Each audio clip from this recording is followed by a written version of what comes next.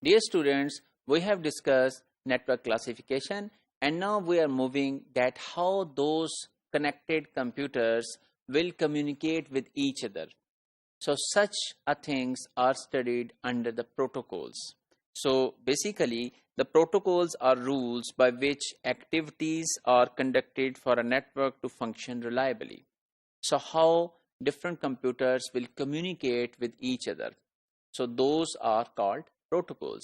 And you also have certain protocols in which have been set in the daily life. So for example, when you are discussing something with your friend, there is a set protocol which is implicit that if you are speaking, then your friend is listening.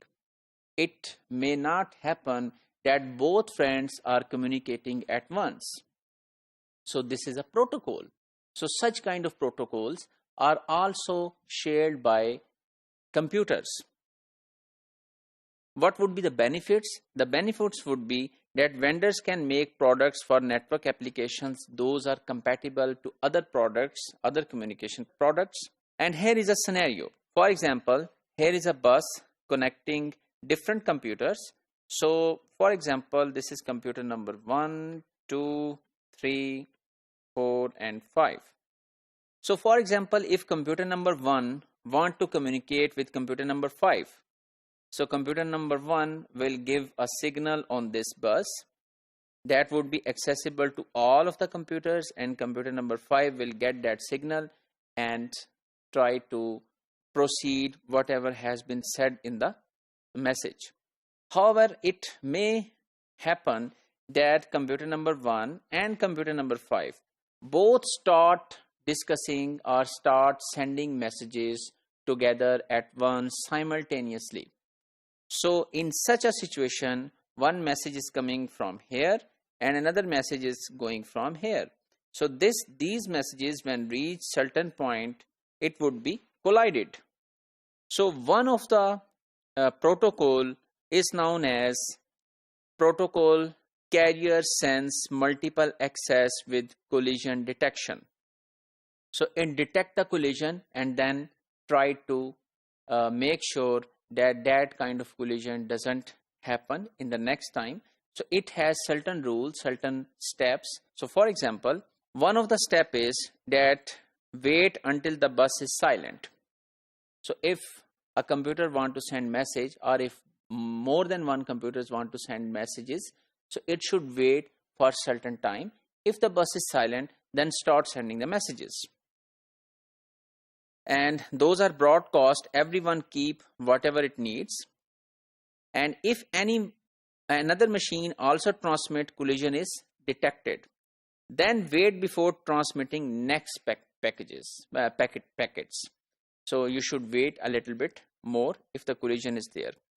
So here is the difference between human communication and the computer communication. When human communicate and two humans start talking together at the same time simultaneously, then one can say, oh sorry, I want to talk first, or okay sorry, please you can start your conversation. So humans can understand each other. But in this algorithm, computer will do only one step, that whenever the collision is detected, it will wait for certain time, that would be dynamic time, and after that time it will again transmit the messages, and again collision can be there. So this is not suitable for wireless star networks, star topology. Like if here is a computer and this computer want to send messages to this access point, but it is not possible to identify the collision sometimes. So for example, this message is sent to here, but this computer cannot be heard by this computer, for example. So if this computer is also sending message and this computer is also sending message, so the collision cannot be detected in such a situation due to signal drowns. And such a concept is known as hidden terminal problem, which we have visualized a little bit more in the next slide. So for example, here are three computers, A, B, and C, and this is the access point with which they want to communicate. So you can see that computer C's range is until here and computer B's range is until here, but after this point the range of computer B signal is dropped. So this means computer C cannot listen the signals directly initiated by computer B or computer A, and similarly others are not able to access or listen the signals initiated by other computers or network machines or devices. So for that there is another protocol that is known as carrier sense multiple access with collision avoidance.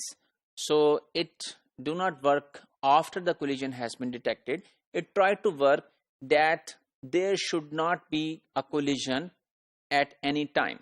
So due to hidden terminal problem, wireless network adopt CSMA CA. So how it works? It transmission starts when channel is free after short period of time, and provided channel remains free in this time, so then the communication is started. And if a machine has to wait along, then that machine can claim a silent channel, and that machine can say, okay, stop everyone, now this is my turn, I have been waiting for many time here, and now I need the silent channel. So at least no collision will be there between the newcomers and old comers, because the old ones will be waiting and for a long period of time, and they will be getting the silent channel. However, the newcomers, if they are not getting the silent channel, they will be waiting for some time until they can also claim the silent channel. So hidden terminal problem is not even solved with this CSMA CA, but the detection is converted into avoidance.